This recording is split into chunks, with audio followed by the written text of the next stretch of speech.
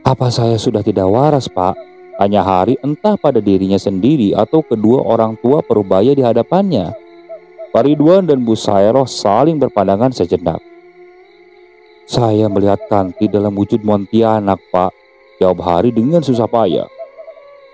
Kini Hari yang dikejutkan dengan tiba-tiba Pak Ridwan langsung menggebrak meja di depannya. Muka raut wajah Pak Ridwan spontan menjadi sangat serius seraya menghampiri Hari lebih dekat. Jelaskan lebih rinci semuanya pada Papa.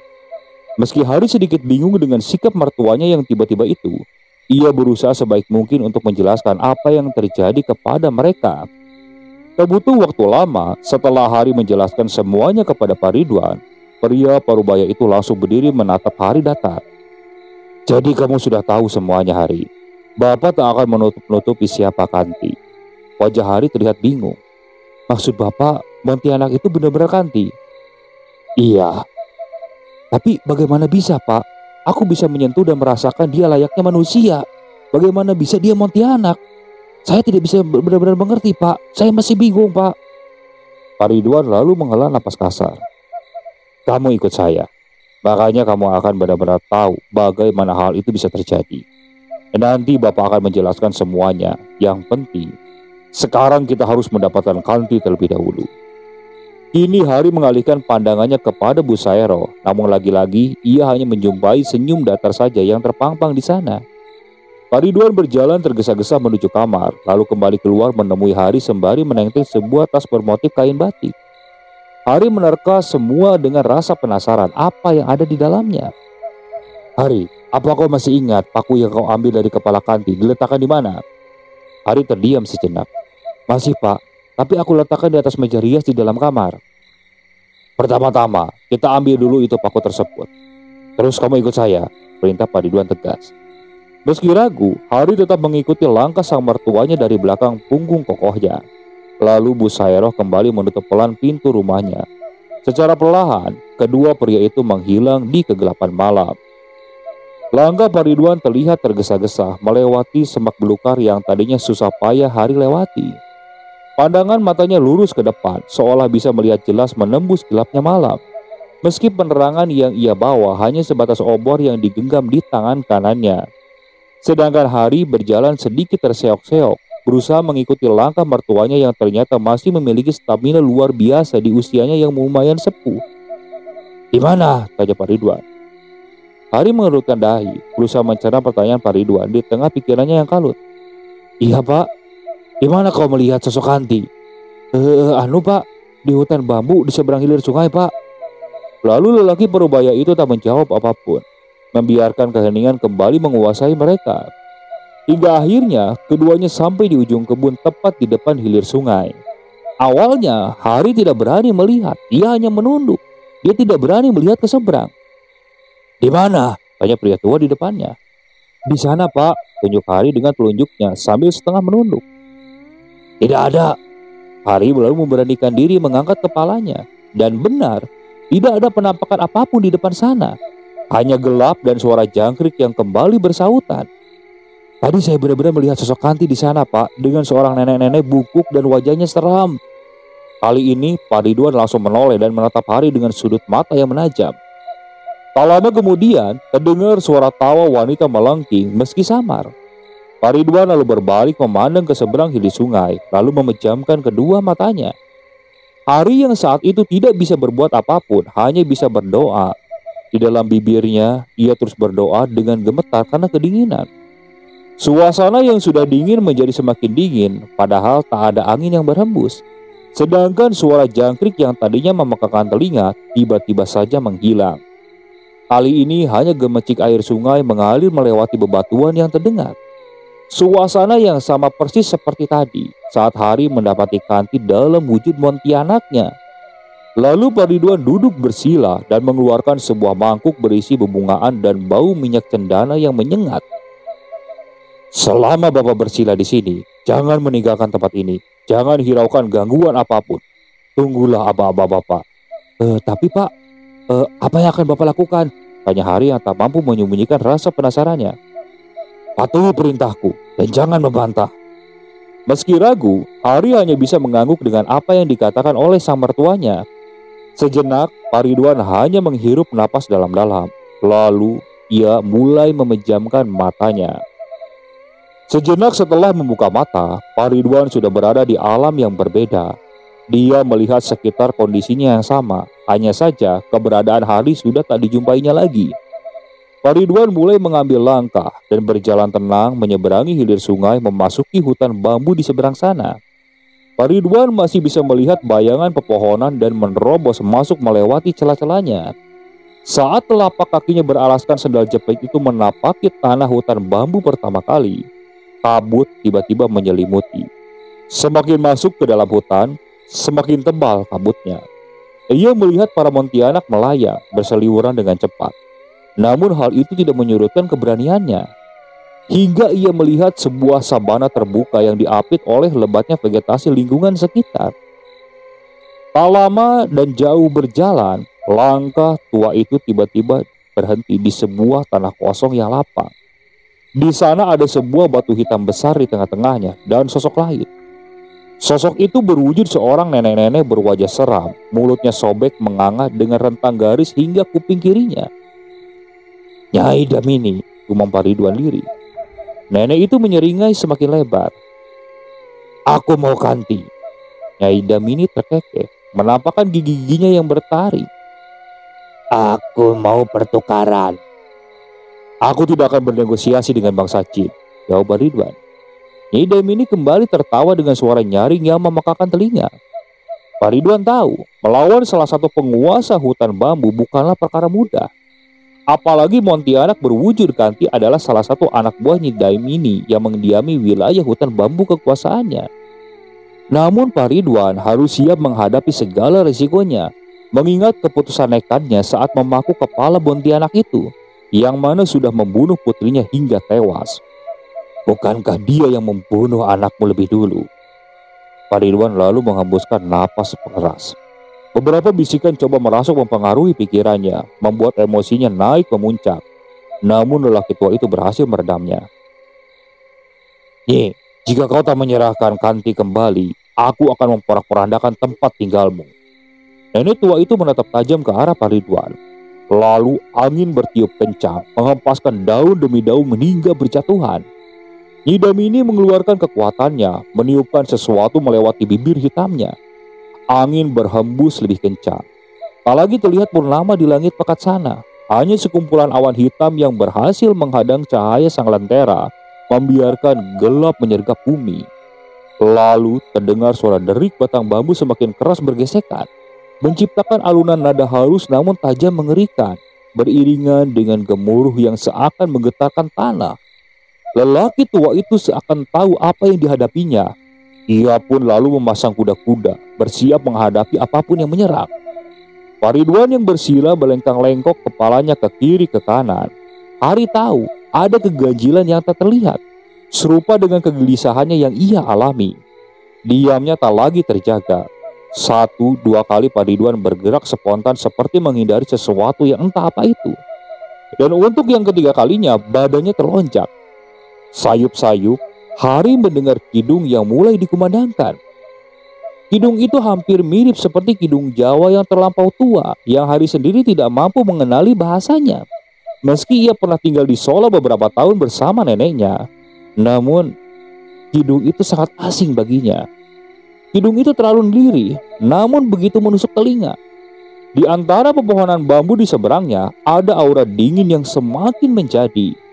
Kabut tipis yang menyelimuti sela-sela bambu mengembang semakin pekat. Aura ngeri semakin terasa.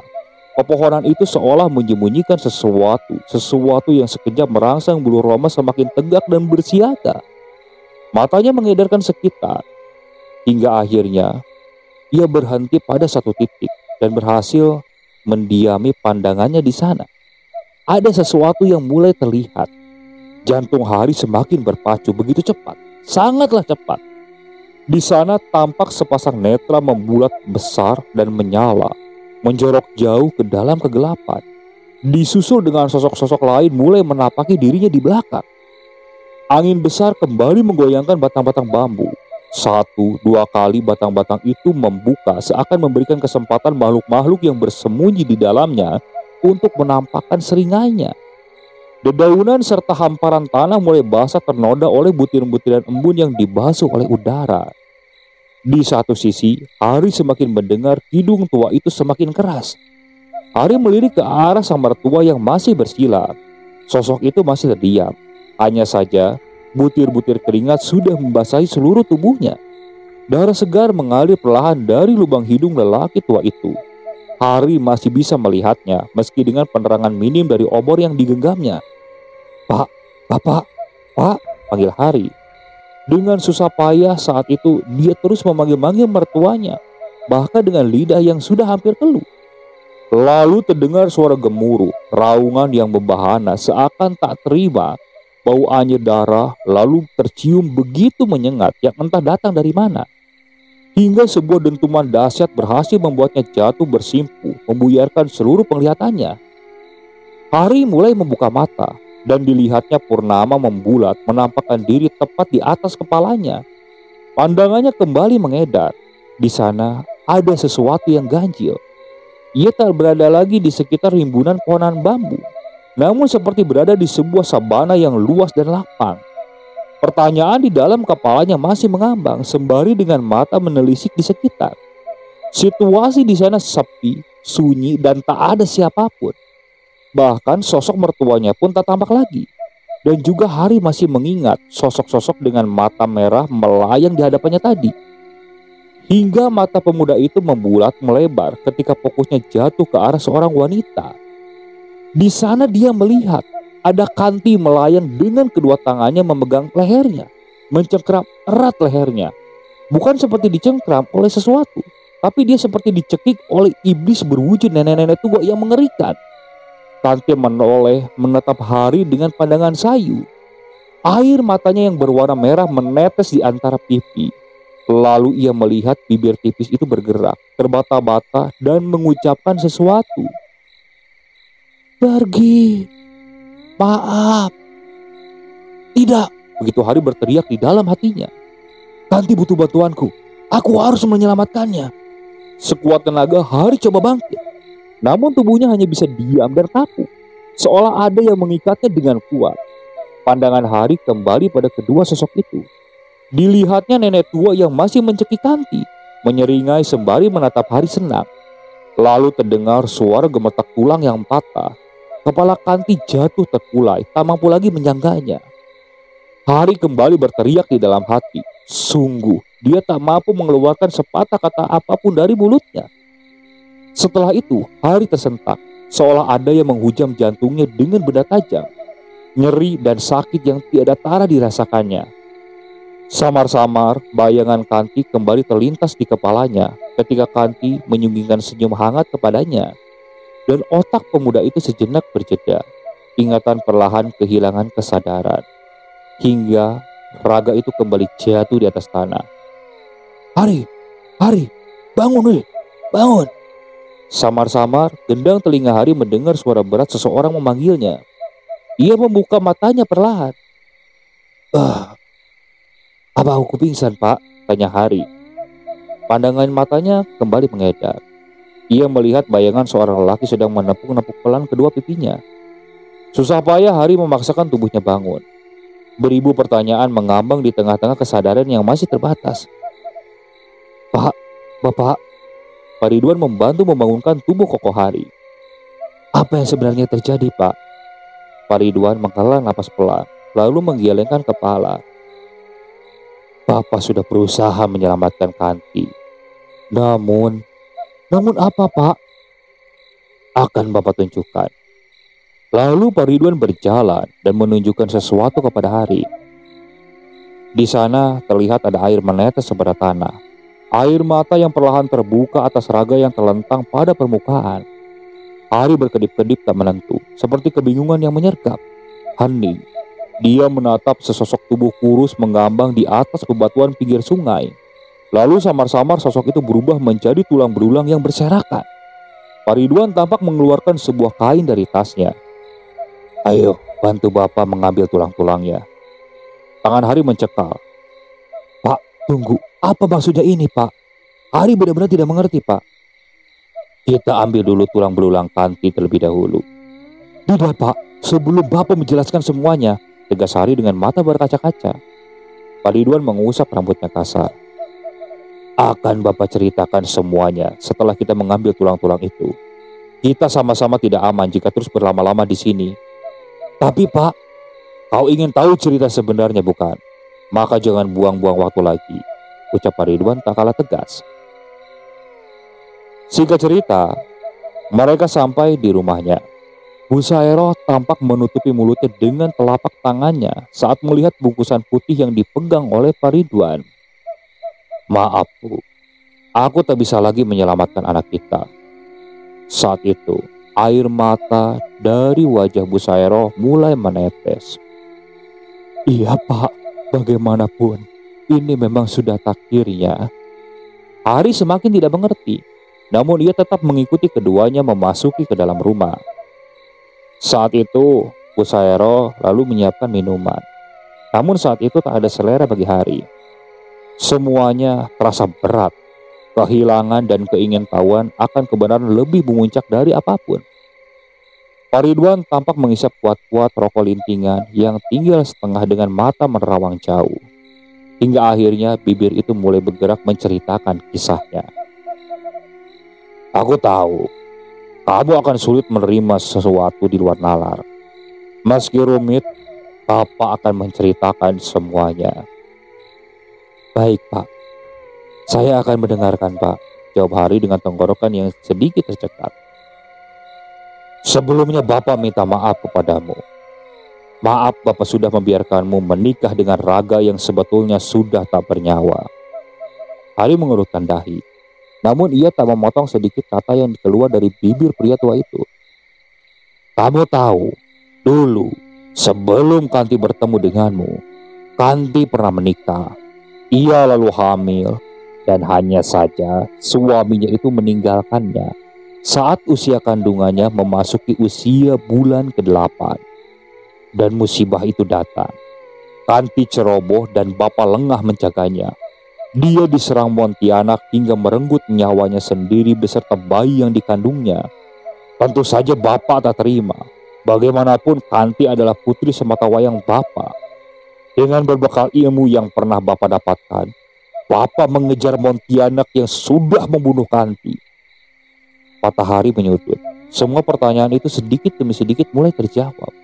Pak Ridwan yang sempat menjeda mulai melanjutkan ceritanya. Lalu Bapak berhasil menangkapnya.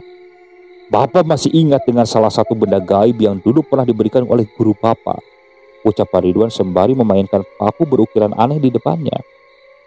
Yah, paku itu yang pernah menancap di atas kepala Kanti.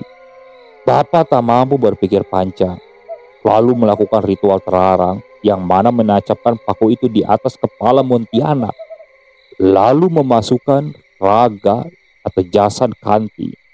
Sebenarnya sungguh Bapak tak menyangka hal itu membuat putri kami bisa hidup kembali. Pak Ridwan lalu tersenyum getir. Saat Kanti bangkit, ia hanya menjadi raga hidup dengan jiwa yang kosong.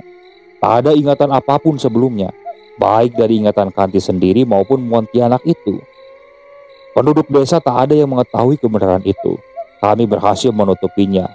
Saat Kanti meninggal, kami memang tidak memberitahukannya kepada siapapun, apalagi itu karena Pontianak. Dengan menjelaskan kondisinya yang demikian karena keguguran, hingga 2 tahun kemudian, Kanti bertemu denganmu. Hari tercekat, tak mampu mengucapkan sepatah kata pun. Tubuhnya lemas, seolah-olah tulang belulangnya telah lolos seluruhnya. Antara logika dan kenyataan yang baru saja dilihat saling bertempur, menyisakan lubang-lubang kosong yang lain. Berharap ia segera terbangun dari mimpi buruk ini. Namun kenyataannya ini bukan mimpi, karena Indah perasaannya masih bisa merasakan rasa lelah dan sakit di seluruh tubuhnya akibat peristiwa yang baru saja ia rasakan. Jadi Kanti sebenarnya sudah mati. Jadi dia bukan pergi ke Jawa, tanya Hamka yang memastikan sekali lagi. Memang dia sudah terbiasa dengan peristiwa-peristiwa ganjil semacam ini. Namun kisah Hari terlalu rumit untuk ditelaah oleh otaknya. Kanti adalah Pontianak. Itu saja yang ingin kusampaikan. Ya, meski hal ini sangat sulit diterima nalar, ucap Hari dengan suara getir. Ia tersenyum sinis menertawakan dirinya sendiri. Hamka menempuk pundak Hari menenangkannya. Bisa kau rahasiakan cerita ini? Jangan sampai ada seorang pun yang tahu. Aku hanya ingin Kanti tetap dikenang sebagai manusia biasa. Tenang saja, aku akan jaga rahasiamu, jawab Hamka kemudian. Mungkin aku akan kembali ke Solo. Aku sudah tak sanggup berada di Boyan lagi. Terlalu menyakitkan jika terus berada di sini. Terus kebun dan sawah peninggalan orang tuamu bagaimana?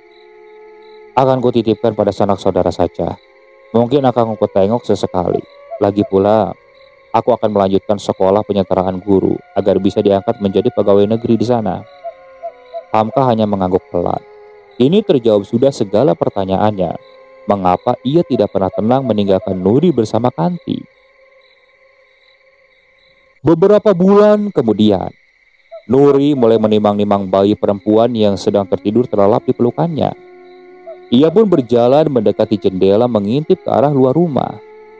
Senja sudah tiba, menampakkan langit dengan rona-rona kemerahan sebagai warnanya. Ditunggulah sang suami tercinta yang memang belum pulang. Suasana di luar pelataran rumahnya itu tampak sepi. Hanya sayup-sayup terdengar suara kentongan dari langgar terdekat dan menandakan waktu maghrib hampir tiba. Namun tak lama, matanya itu fokus akan sesuatu. Seperti ada seseorang yang ia kenal dan berdiri di dekat durung di depan rumah. Loh, itu kayak Mbak Kanti, umam Nuri lirih. Karena penasaran, Nuri pun bergerak dari tempatnya dan membuka pintu depan utamanya. Hanya saja sosok itu menghilang begitu Nuri sudah berdiri di depan teras. Lalu bayi perempuannya tiba-tiba menangis dan mengagetkan Nuri. Dan benar juga, ia hampir lupa tentang larangan keluar rumah saat senja telah tiba. Setelah itu ia bergegas kembali ke dalam. Namun langkahnya kembali terhenti ketika sayup-sayup mendengar namanya dipanggil. Nuri menoleh. Matanya melihat ke sekitar. Dan memang di sana tidak ada siapapun. Akhirnya dia mengabaikan karena memang ia merasa seperti ada sesuatu yang tidak beres. Saat itu malam mulai datang. Mendung pun tiba. Petir dan hujan mulai memenuhi cakrawala di bumi semesta. Makin menambah suasana mencekam pada pulau yang memang belum mendapatkan jatah penerangan. Nyala obor dan api lampu-lampu minyak sesekali tampak bergerak-gerak akibat deruan angin kencang yang masuk ke sela-sela ventilasi rumah. Nuri melihat bayi perempuan kecil yang sudah tertidur pulas di sampingnya bersama sang ibu mertuanya. Suaminya Hamka belum pulang, mungkin karena masih terjebak badai. Denting jam lawas terdengar berbunyi 8 kali, menunjukkan waktu yang berarti sudah pukul 8 malam. Lalu terdengar suara berisik di luar kamarnya, seperti orang yang sedang melakukan aktivitas di dapur. Suara berisik itu berasal dari dapur. Apa itu Mas Hamka yang sudah pulang ya? Pikir Nuri seperti itu. Ia pun beranjak dari ranjang besinya dan berjalan untuk mengeceknya. Saat Nuri berjalan di lorong menuju dapur. Mas Hamka sudah pulang? Teriaknya di depan ruang dapur. Namun tak ada jawaban. Dan tiba-tiba lampu minyak di sekitarnya itu padam, meninggalkan hawa ganjil dan kegelapan tanpa sisa. Nuri sungguh-sungguh ingin membuang pikiran macam-macam itu. Perlahan, ia mendekati nakas, meraba-raba untuk mengambil korek dan menyalakan sumbu lampu itu lagi. Ia coba menenangkan diri bahwa tadi hanya tertiup angin dari lubang ventilasi. Lagi-lagi ia mendengar suara petir bergemuruh. Nuri menghela napas kasar. Akhirnya Nuri berhasil menemukan sewadah korek dan menyalakan lagi lampu-lampu tersebut. Namun tak berapa lama, lampu-lampu itu padam lagi. Nuri kembali menyalakannya. Namun tak butuh waktu lama, lampu tersebut kembali padam, bahkan secara bersamaan. Kelemahan langsung menyulut kegelisahan di hati. Pelan-pelan, Nuri menyalakan sumbu lagi.